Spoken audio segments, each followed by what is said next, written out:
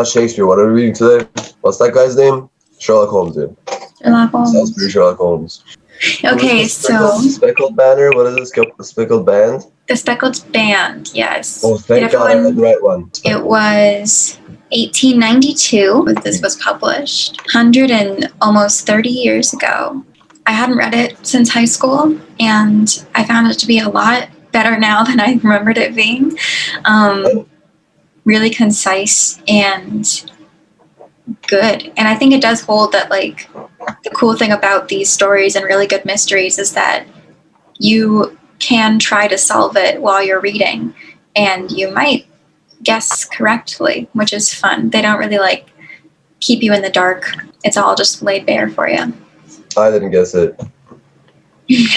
I guessed who, but not how. It's interesting, too, because I feel like a lot of the clues are, like, Sherlock's behavior. So, like, the things that he does can kind of point you in the right direction. Yeah. To clarify, I doubt that anyone would guess it, but it's, like, possible, too. Yeah. I was going to say. Yeah. Like, the whole thing was, like, he's, like, he points to something that's conspicuous, and it's like, you should think about it. Mm-hmm. And, yeah, it's tangentially related. For example, the guy had, like, the weird, bizarre animal collecting hobby, but we know which animals he had. Mm-hmm. So it's just kind of like, oh, I see, cool. So I guess, yeah, guessing is possible, but it's more that you feel like you're involved in the whole process, which is kind of cool. Yeah, it's cool to see it unfold piece by piece. And we had a few of red herrings, like the cheetah and the baboon and the band of gypsies that were on the property. Like, who are these people? Yeah, and it's like, those are all things that you might be like, oh, well, it's obviously like she got eaten by a cheetah or whatever. But, which would be fair. Yeah. But alas, no. Like, one thing that's interesting is, like, what is that called? The prose, or like the rhetoric? Like, how do you call the voice of the writer? Voice? Voice of the narrator, I guess. Is that just called the voice? Mm-hmm. Yeah, because, like, this was... I've never read a Sherlock Holmes story before. It's an interesting voice. Like, you really are just watching Sherlock do his business. Like, I really felt like I was like, what is this guy doing? Like, it's not that you're in Sherlock's mind. It's not there's a god watching it. It's like, yo, what is he doing? What is Sherlock doing? And every now and then you hear him say something. You're like, like, it looks like you're the awkward, like intern that came in with Watson and Sherlock. He's just, like, taking bad notes. He's like, well, what's going on? It was actually really cool. I think that it's part of the genius of it that it's told in Watson's point of view. I think that it would be a lot less interesting if it was told in Sherlock's point of view, because Sherlock would just be like, and then I checked the chair to see if it had been stood upon. It had been stood upon. I am so smart. Yeah. But we get that element of mystery, like, why is he checking out the chair? Like, ooh. Which is cool. I kind of like that you said that, because I feel like the mystery isn't even the mystery, it's just his behavior. Sherlock Holmes is interesting, and he will solve it. And the mystery is, how will he solve it? Yeah. I mean, I assume there's no story that he doesn't solve. I don't think so. So I hope not, because that'd be whack. Just like a bunch of clues, and he's like, I don't know, Watson. I don't know. Whatever. This one got me. Oh, well. Got me. Like one fail. Yeah. Sherlock 10 million. Universe 1. Universe is like, got him. Sherlock and Watson are one of the best, most well-known examples of a foil, which is a device used. You take one character and then you compare it with someone who's similar but not quite the same, to emphasize the characteristics of the first character. And so Watson is Sherlock's foil. Watson is very, very smart. He's a doctor. He was in the army, so he's strong and agile and, obviously physically well-trained, but nothing in comparison to Sherlock's abilities. Like, we saw him straighten the iron poker like no one's business, and obviously Sherlock's mind. And so we're put in the shoes of someone who's very smart for an average person, very strong for an average person, and yet it's like nothing compared to Sherlock Holmes. Comparing apples to Cadillacs. I kind of felt like the iron poker thing was like a little much. I was like, did he really need to have this moment where he's like showing off how strong he is? Yeah. This workout, bro. You gotta know, bro. It's so funny because like there are stories where Sherlock being a beast like come into play, but not this one. It's just they just have to sprinkle it somewhere. He's like, all right, you know what? He's still strong. Trust me. Yeah. Okay. I mean, the thing, he was like, I can take this guy if it comes to it, was the whole idea. Oh, yeah. But it doesn't matter because they have a gun, and it'd be more interesting if they couldn't. It would add that element of danger. Yeah, because I imagine like a proper beast, like the other guy. Yeah. I'm a massive door of a homie, and then Sherlock's like, I could beat his ass. I don't know if it's mentioned in this story, but it's definitely mentioned in others that like he is not like really into sports, but he's really into boxing, and that's why he's so strong. It's like he just like gets hyper fixated on boxing and really enjoys it and does it for fun all the time, and then like gets in street fights, and it's like he's not strong because it's a desirable trait. He's strong because he really likes boxing and is obsessed with it. That's pretty good reason. He is such an interesting character because it's like and I wonder, maybe we could put this into classics and counseling, how would we diagnose Sherlock Holmes? But he does hyperfixate on these certain things.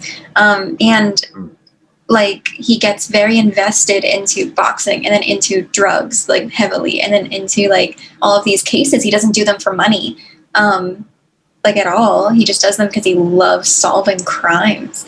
That like kind of obsession is really interesting as a character. Oh, interesting. Okay. I definitely think like there could be some elements of mania there, but I think like a common theory is that he had autism, which like I can definitely see like the highly like rigid and fixated interest, difficulty understanding like social like niceties outside of like, you know, the ways that they accomplish things. Like, he knows how to talk to people in a polite way, but he doesn't understand that, like, going and waking up Watson at, like, 3 a.m. is, like, not nice. That's not nice. Yeah. Yeah. It's kind of weird, like, because he's a genius and really good at what he does, this type of behavior is automatically justified from the genius trope. Which, you know, at the end of the day, I like that, like, it's still within the counseling scope. It's like, no, he still has issues. He might be a genius, but he's like, no, he's got problems. Who doesn't have problems? That's what I'm talking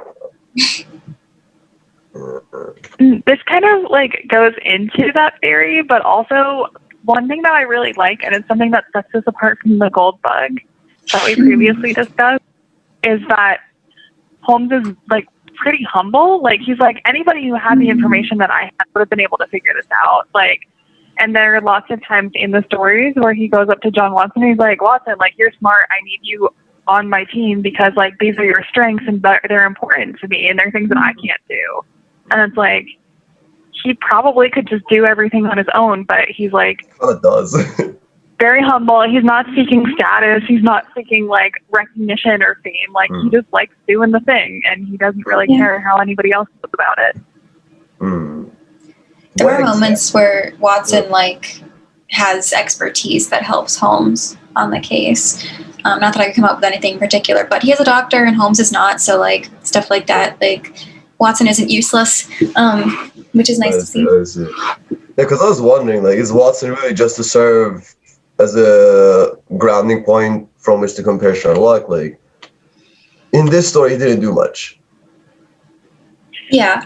I mean, I also think he, like, just by being the documentarian, he helps Holmes. Like, Holmes is very, like, detail-oriented and solves the case, but he, like, he doesn't necessarily piece things together or, like, understand, you know, what to do with his life. I see. Like, Watson keeps him grounded. A lot of the times he'll be put as like the heart of the team, where Sherlock is the mind of the team. They're teams? Well, they are a team. Together as a team. Yes. There were like more people involved that I just completely missed on, like 2 people. And so it's like the heart and the humanity versus like the analytical brain of the operation. I see. I see. I see. And of course, they were shipped since the 1890s. People have been saying that Holmes and Watson are together since their inception. They're just roommates, just two bachelors living in one house together.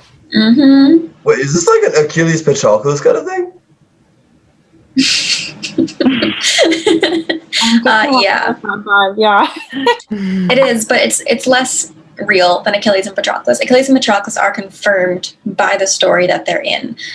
Sherlock Holmes and Watson were never confirmed by a story to be together, or any thing else. This is just more fan fiction than fan theory. Yeah, but even at the time, people were like into it. People were against it. Religious people were like. This was actually a topic. It was a topic. Yeah. I like that. And it's carried through to today. It's just they have such good chemistry. And there's moments like when they're in the hotel where Sherlock is like, I don't want you to come with me, Watson. It might be quite dangerous. And Watson is like, of course I'm going to come. And Sherlock is like, okay, but be careful. It's just like this little protective aspect that you could read into if you were looking for queer-coded characters, as in if you were queer in 1890 and were looking for that kind of representation. Oh, I see. That But is interesting. Watson gets married to a woman, so. Oh, wow. Alas. Yeah. Well, I mean, so did Achilles, didn't he? True. That's a good point. It's a good point. There we go. It's happening. Let Watson and Sherlock happen. Let it happen. Why won't anyone let it happen? Why won't anyone let it happen? Not a single person. Yeah. Tumblr, let it happen. To bring up the BBC Sherlock adaptation, which I find quite good mostly until the end. Is that the one with the guy, the Iron Man? Benedict Cumberbatch. Oh, what? Oh. Not Iron Man. Not you're that thinking of Charlie a Downey movie. Jr. one. Yeah. That's the movies. Yeah. Oh, I see. Also excellent I like that one. and terrible. Yeah. So bad. Yeah. I love it. But even in the modern ones, it's like there's subtext of that relationship. But they also do a really good job. And like when I was reading this, and I mentioned this to Colin, like they did a really good job, especially in BBC Sherlock, in capturing the dialogue and like the relationship between them. Because reading this, there are moments where I was like, oh wow, like you could have ripped that from the script and I would have believed you. Which I guess just speaks to the timelessness of the dialogue in these stories, that they still work today, and they're really snappy and gripping. And much of the story is dialogue, which kind of surprised me. This way in which like everything is presented is quite interesting in Sherlock Holmes stories. Like I really just expected to just read through basically what you hear everyone saying, but it's actually it's such a page turner. It flows so naturally. Yeah. Yeah. Like events go like talk. So it's kind of cool. I gotta say though, like I've never actually read mystery before, so to me the whole writing style feels different. Especially like the things they choose to describe. There isn't really that much description of setting besides very key moments. And like maybe just because it's a mystery novel, like you're what is that called? Like primed to try to pay super attention to every detail. But then I feel like that's the cleverness of the author, where like he puts a lot of unnecessary information in the beginning of the story when you're hyper aware, and when you just naturally get tired throughout the story, there's a lot that you miss. Like I completely missed the ventilator, which was mentioned really early on, and then I was like, oh wow, right, that was a thing, right? Like somewhere in your brain that is logged in, but you don't get it until everything's explained to you, like hand fed to you. And you're like, cool, I'm an idiot. But I like that. There's like a theory in writing mysteries in that like ideally with any plot twist at all, which is like a mystery is basically a plot twist, right? Like, but with any plot twist, your reader, your viewer should not be like completely blown away, like completely unexpected. They should be like, what? That makes sense. Like they should have that kind of emotional reaction. And that's what I think happens here. You're like, whoa, I get it. As opposed to like, that doesn't make any sense at all, which is what you don't want to happen. Right. Which there were a lot of those. A lot of those. Absolutely. People learn from their lessons. At least we know that. There are people learn from their lessons. Yeah. But mentioning Fight Club earlier, that's a great plot twist. Mhm. When you get to the end of it, you're like, oh wow, like yes, obviously. It was And then like how you write a mystery, you're supposed to write the murder, let's say, first straight, and then write discovering that murder. So you're basically writing two stories on top of each other, which is why they're like difficult to do well. right. I mean, the whole process really kind of fascinates me because you have to like create so many lines that only one of them should really lead, but all the other ones should be like entirely plausible. So how did Sherlock stories work? Were they similar to like Edgar Allan Poe stories, where like there was one released every week kind of thing? Yeah, he wrote in magazines. This one came out in the Strand magazine. I think that's where most of them were, which was just like a magazine, but these were very, very popular. I might even say that they were more popular than Edgar Allan Poe, just because they were like sequential. People got attached to the characters. In fact, I would definitely say that it's more popular. It's like Edgar Allan Poe, no question. it's Absolutely. like a comic book series. Yeah, like Sherlock Holmes is actually absurdly influential. Yeah. Like mostly in the West, I think, because I can't really think of any examples from back home, or at least in Japan. Not that I know that much. But wildly influential. At least the aesthetic is really influential. On Murad's point of like packing in information early on, I tried to take notes and I got a whole page just in like the first 2 pages of the story, and then I gave up and just was like, I'm not gonna figure it out. I'm just gonna read the story. Just read the story. It would take a lot less time to just read the story. Valiant effort. I guess like that does show like that he did pack a lot of unnecessary information. Yeah, Also, red what's herrings. Speckled Band. I don't know what it is, and I didn't bother to look up the words. Speckled Band was the snake. Speckled. Yeah, Spotted. so it had dots on it. Oh, that kind of speckle band. Yeah, like it was dark, Band. and so I it looks like a hairband. Like a Like a belt. That's what that was.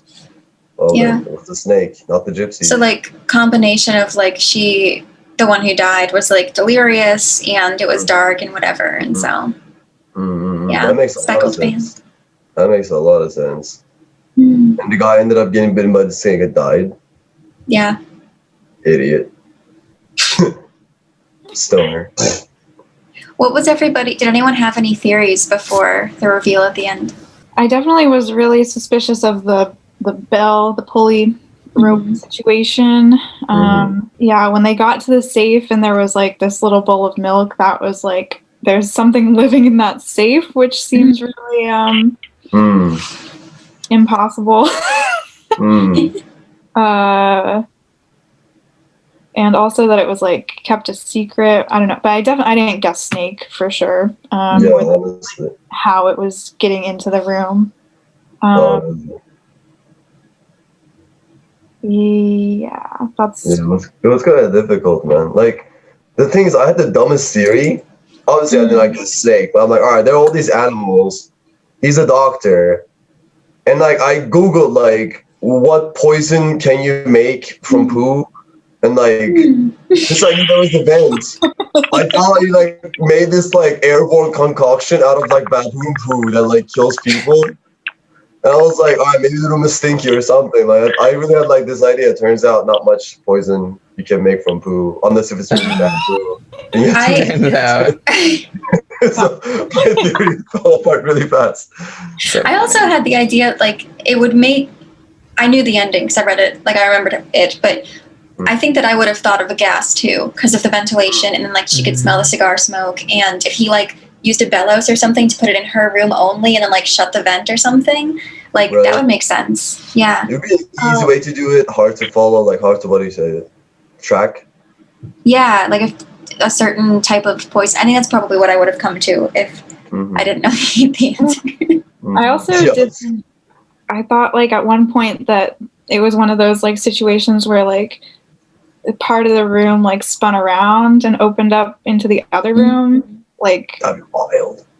When I think especially when they said the bed was like oh yeah, to the ground or whatever, I was like maybe the whole floor is like a turntable. That would be so cool. And I would think I'm tripping too. Like if my room just turns around in the middle of the night, I'm like, dude, I'm crazy.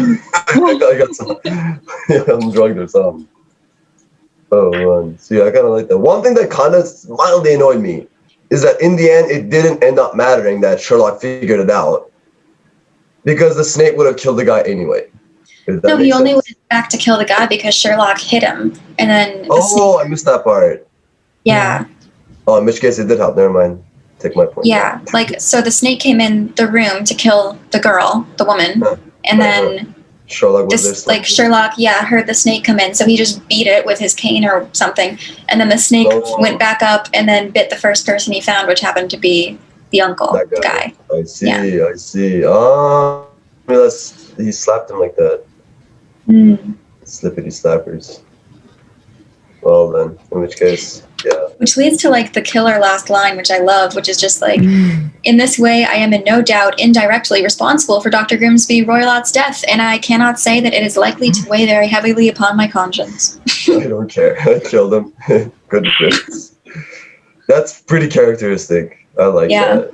Can't you just hear it in Benedict Cumberbatch's voice? Yeah, I heard the story in his voice. Yeah. I mean, obviously, it has been made. But since I wasn't aware that there was a Sherlock Holmes show, I'm like, dude, who is not making this show? Like, come on now. Turns out a lot of people, actually. But at the time, I was not aware. Oh my god, there's so many Sherlock Holmes and Sherlock Holmes ripoffs. I know you like House. Yeah. I keep finding like a bunch of like really bad ones.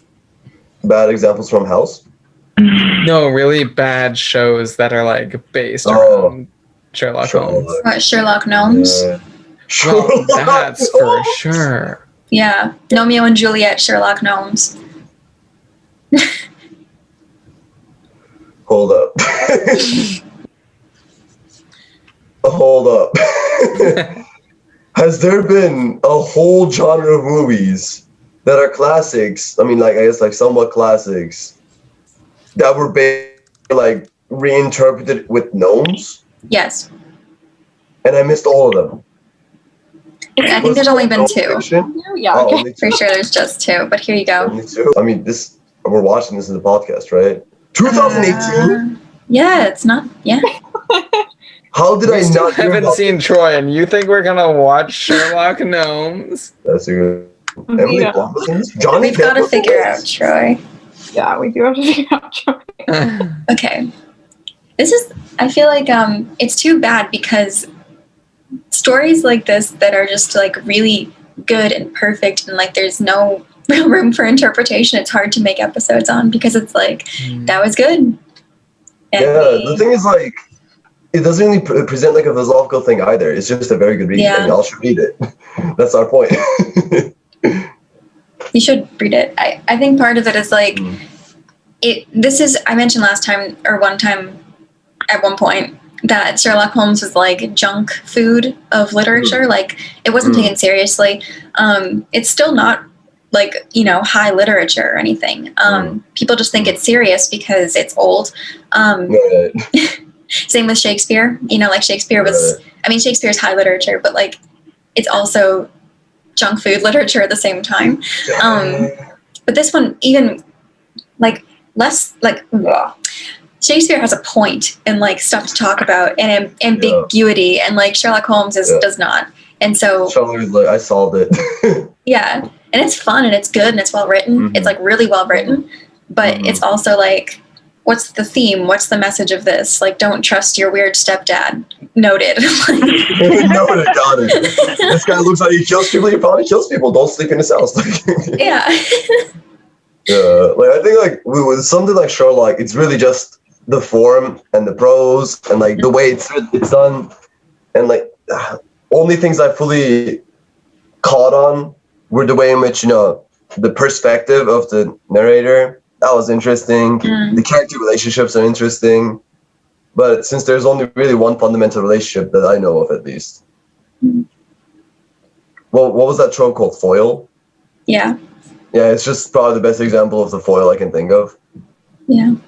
Yeah, and like, I suppose we could try to go deep into like how they describe a setting before anything really happens.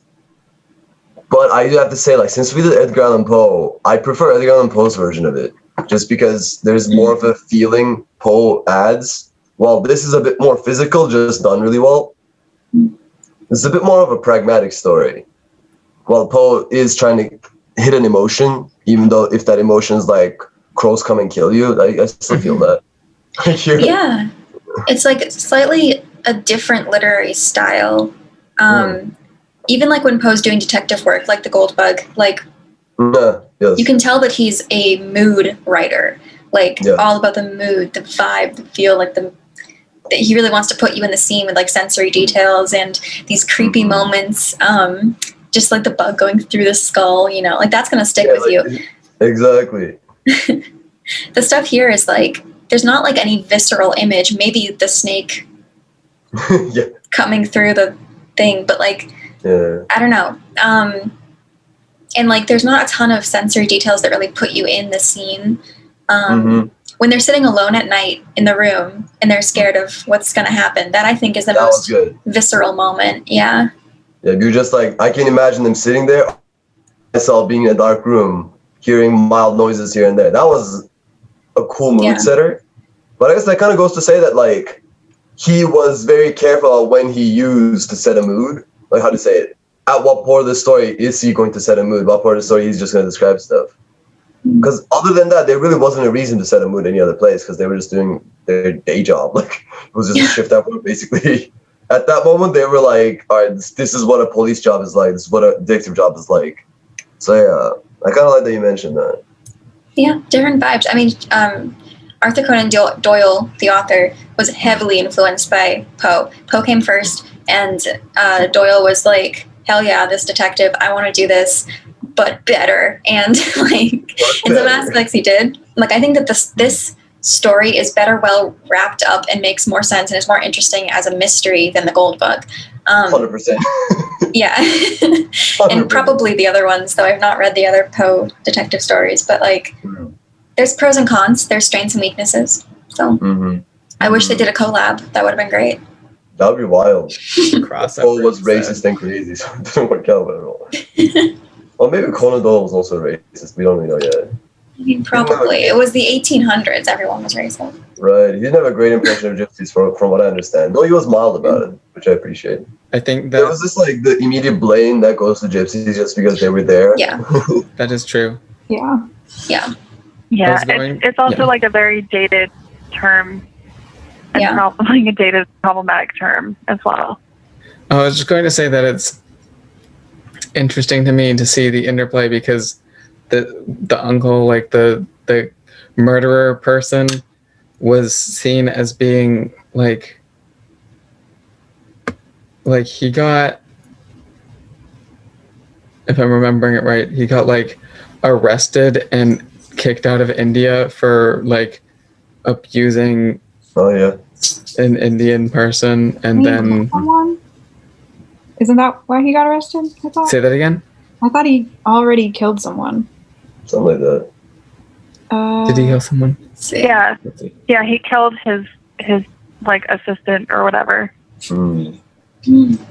Yeah. Wow. He killed somebody in India, got away with just being in jail for a while, and then moved back home and was like, threw a man over the bridge or whatever.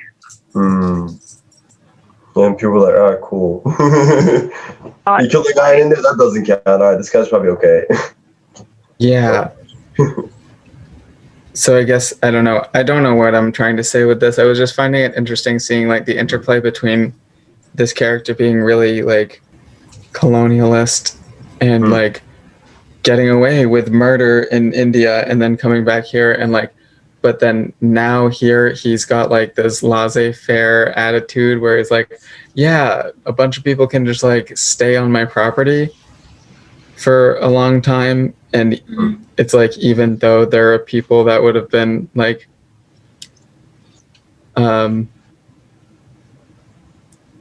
seen as suspicious by a majority of like the settled society at the time, like we were just discussing, it's like, oh, there's a lot of people being racist against this community.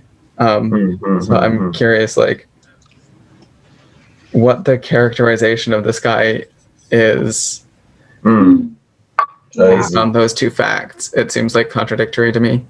Yeah, because it starts with like the family was at one time among the richest in England, and then he had no friends at all save for these wandering people, and he would give these vagabonds leave to encamp upon the few acres of bramble-covered land which represent the family estate, and would accept in return the hospitality of their tents, wandering away with them sometimes for weeks on end. Yeah, so that's, and then it goes into like him getting the animals from India. So we'd sometimes travel with them. Yeah, there's like, I guess I didn't even think of that, but yeah, he is painted in a really bizarre manner. And he's just kind of like, he gives me the vibes of some high-class douche. Like, today's boat guy is this guy in a way. That makes sense. Like, he's like, yo, like, had to do it to the Indian lady. Like, that's the vibe I get from him. And like, I don't know if in 1850s had to do it to him was really a phrase, but I feel like this guy embodies the 1800s version of that. Okay, so, oh my gosh, I finally found it. In a fit of anger caused by some robberies which had been perpetrated in the house, he beat his native butler to death.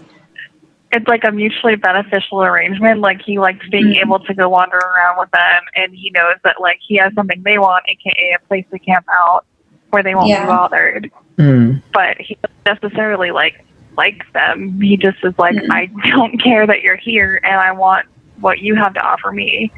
And I feel like probably, like, you know, whether he intended to beat his butler to death or not, he beat his butler in response to a crime. So I think they're just establishing there that he's like prone to fits of rage where he is not necessarily aware of what he's doing, or not aware, but like, you know, he just kind of gets like taken up in this fit of rage and will beat somebody to the point of dying. Yeah.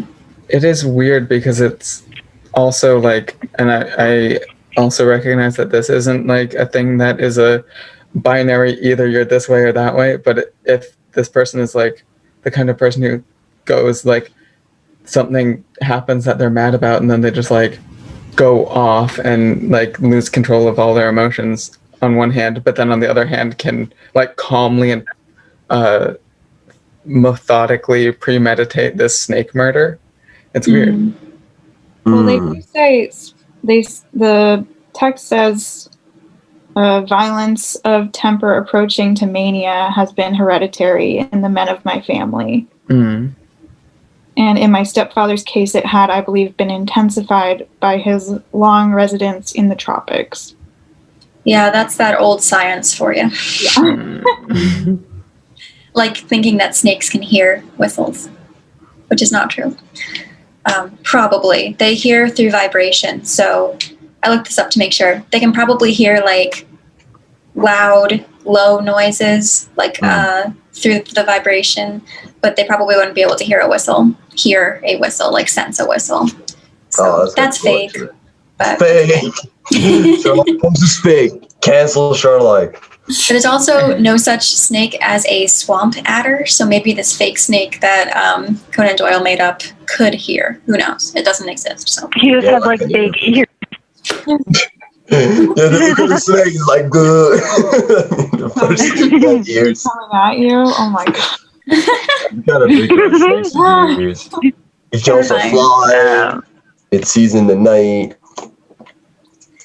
Yeah. When we were talking about the like quality or like, you know, literary value of the story, it made me think of something like The Simpsons or like another like serialized casual TV show where you like sit down, you read it, it takes you half an hour, you're not like investing too deeply, but like you like the characters, you know them, you're comfortable with them, they're like friends, and like, you know, at the end of the day everything's gonna be okay, and next week we have another adventure, and like Yeah. You know, no matter what, it's like always the same situation when you start the next adventure. You don't have to It's think like too hard.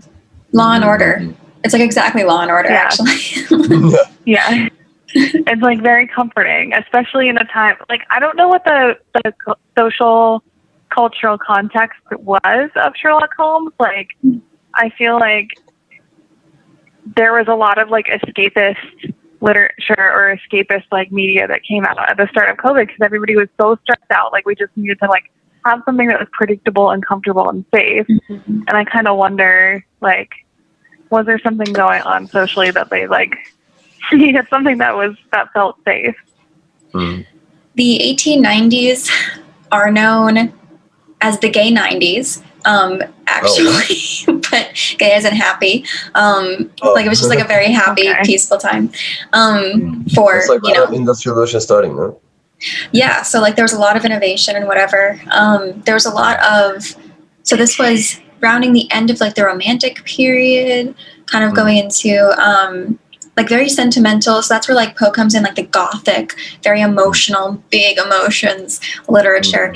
And it's kind of in the tail end of that. So there's still these like big moments, but this is obviously way less emotional than Poe is, way less like dramatic than, you know, even the Poe mysteries are. So like you're kind of seeing that change in the trend because things are getting more scientific, and you can see the science aspect come into literature in like Frankenstein, which was written nearish throughout same time. So it's like these big emotions, these big dramatic things, and the science aspect, which people were becoming obsessed with. So it's like the trend of literature is really interesting. And after this, it would edge into modernism, especially after the war, which was just like, who cares about anything? That would be better to compare to COVID stuff, actually, because it was just like, the world's horrible. Let me throw paint at the wall, and like, who cares what happens? Like, we're all gonna die.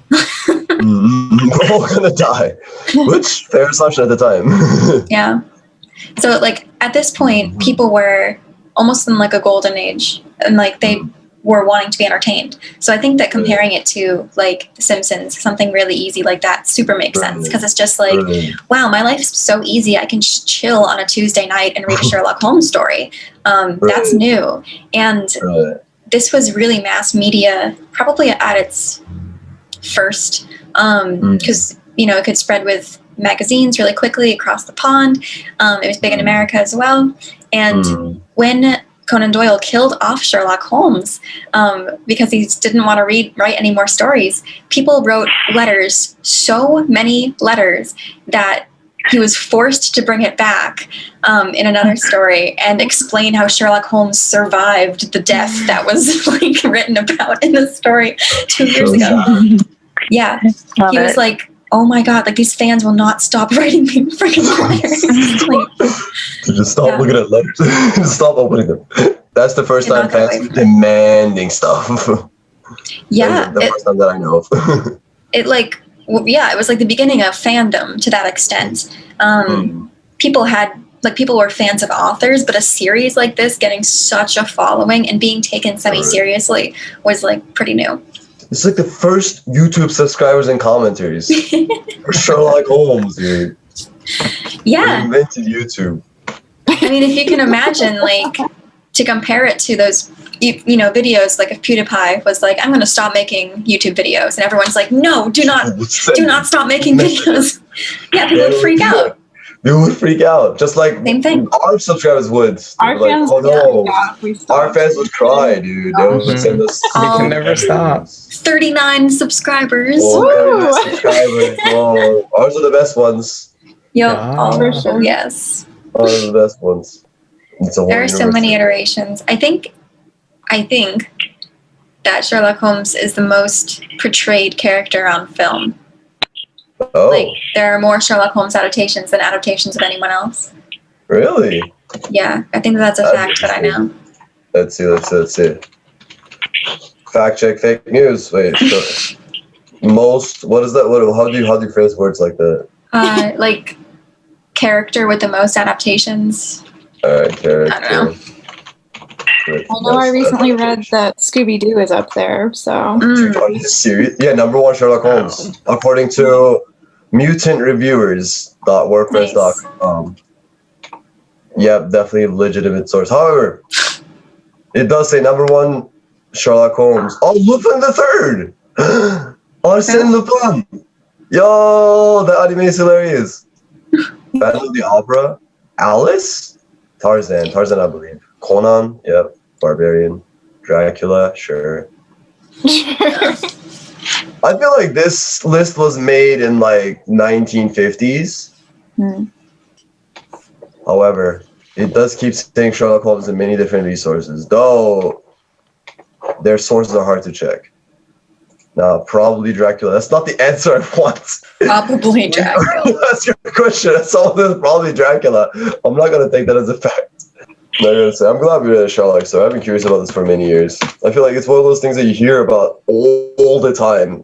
I feel like there are few people in the world. Well, that's a lie. There are few people in the West that have not heard of Sherlock Holmes. Yeah. And it's just like, when you do read it, you're like, oh, I see why. You know, I'm glad it wasn't one of those like, geez, why were people into this? It's like, oh, okay. Yeah. Okay. The cultural touchstones are really interesting to me because it's like everybody knows Sherlock Holmes, everybody knows Romeo and Juliet, and it's like sort of thing where like even if you've never seen or read either of these things, like you know about them, you know details about them, like you know what they look like you know quotes, like it's kind of interesting. Like you know more than I would like if I actually read this story. Just from like blubber that you hear from people. Yeah. I don't know. It's like that's always been interesting to me. Like I've never seen Jaws, but I could probably tell you like a ridiculous amount of information about Jaws. Yeah. Actually, weirdly enough, yes. And I've probably seen like a million versions of the Jaws with alligators, snakes, tigers. Yeah. Like you've seen every version of it.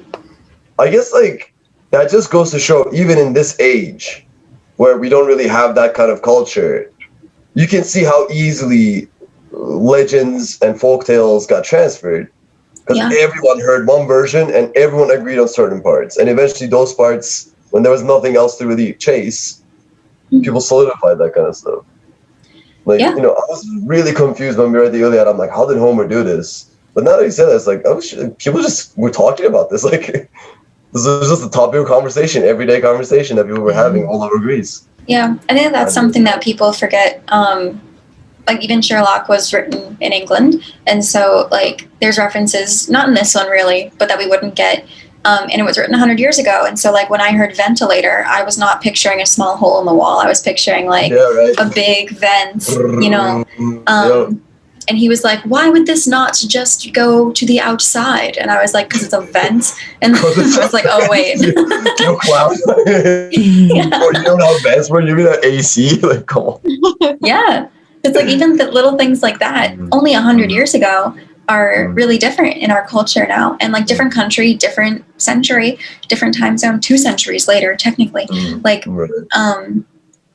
and then never mind looking at Shakespeare, different country, 400 years difference. Or the Iliad, which is 2,000 years difference, different country, different language. Like, language isn't even spoken anymore. It's like, there's so many barriers just to access the words, never mind like the symbols and the depth and everything.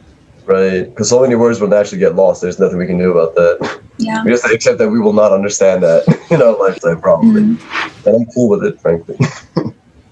The difference it really is a testament. It really is a testament, though, to how like snappy and vibrant the writing is. That like you basically forget that it's over 100. Like almost 150 years old until something like that pops up and you're like, oh wait, I forgot. I thought that I was just reading right now. Yeah. Right. It's kind of strange, like how it pulls you in and out of the world. Because I mean, honestly, like fiction or nonfiction, reading something from the past is always functionally fiction. Trying to put yourself in that setting, trying to put yourself in that context.